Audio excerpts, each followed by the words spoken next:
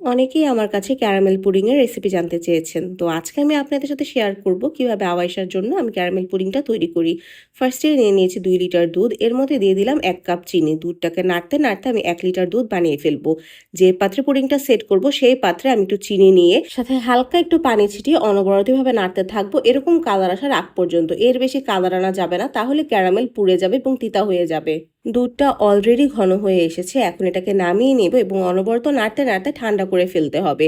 এর মধ্যে দিয়ে দিব 6টা ডিম। ঠান্ডা অবস্থায় যদি আপনি না দেন তাহলে কিন্তু ডিমটা কুকড হয়ে যাবে, তাই দুধটা অবশ্যই ঠান্ডা করে নিতে হবে। তার মধ্যে দিয়ে দিব কয়েক ফোঁটা ভ্যানিলা এসেন্স। তারপর একটা স্ট্রেনারে করে আমি এই মিক্সচারটা যে পাত্রে ক্যারামেল সেট করেছিলাম সেই পাত্রেই ঢেলে ফেলবো। স্ট্রেনার ইউজ না করলে কিন্তু লাম্পস থেকে যাবে, তখন পুডিংটা এত স্মুথ হবে না। এখন এটা স্টিম করার পালা। আমি একটা পাত্র নিব, সেই পাত্রে একটা স্ট্যান্ড বসিয়ে দিব এবং আমার যে পুডিংয়ের পাত্রটা আছে তার 1/3 আমি পানি নিব এবং এটাকে 45 মিনিটসের মতো একই তাপমাত্রায় আমি জাল দিব। রুম টেম্পারেচার ঠান্ডা করে ওভারনাইট আমি এটা ফ্রিজে রেখেছিলাম, আর এখন পরের দিন সকালবেলা এটা আমি ফ্রিজ থেকে নামিয়েছি।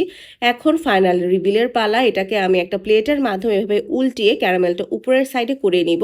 আমি একটু উল্টানোর পরে এটাকে এভাবে হালকা করে একটু টোকা দিয়ে নিই, যাতে কোনোভাবে কোনো অংশ ভেতরে রয়ে না যায়, তারপরেও কিছু না কিছু একটু রয়েই যায়। এখন এটাকে সুন্দর মতো কেটে আমি সার্ভ করব। একদম স্মুথ একটা ক্যারামেল পুডিং কিন্তু রেডি।